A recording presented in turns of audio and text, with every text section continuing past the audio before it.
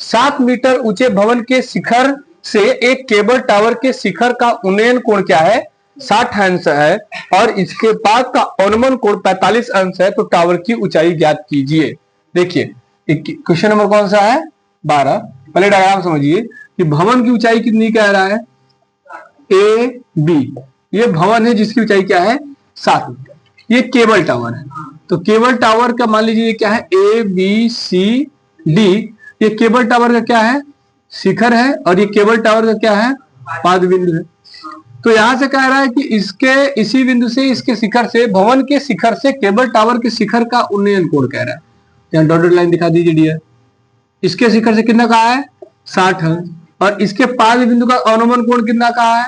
45 अंश। तो ये भी कितना होगा डियर? क्या पूछा है? क्या पूछा हुआ है? टावर की ऊंचाई। तो हम लोग मान लेते हैं कि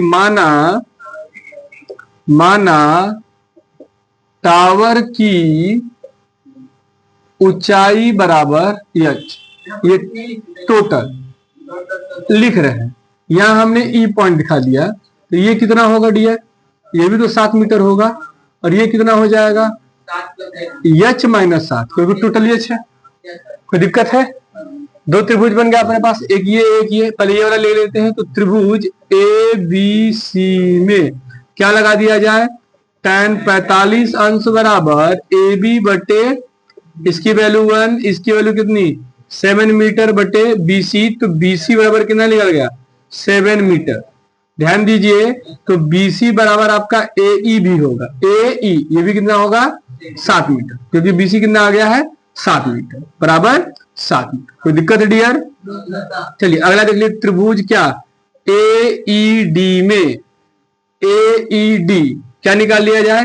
tan 60 बराबर डीई बटे कितना? ए ई। tan 60 की वैल्यू √3, डीई की वैल्यू कितनी है? h माइनस 7 अपॉन ए की वैल्यू कितनी निकाले हैं?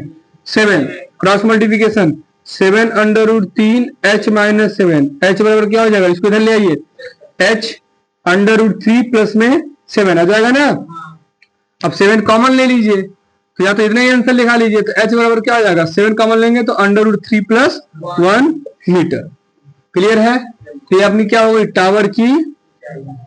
टावर की ऊंचाई निकल गई 7 √3 प्लस 1 मीटर। कोई डाउट है?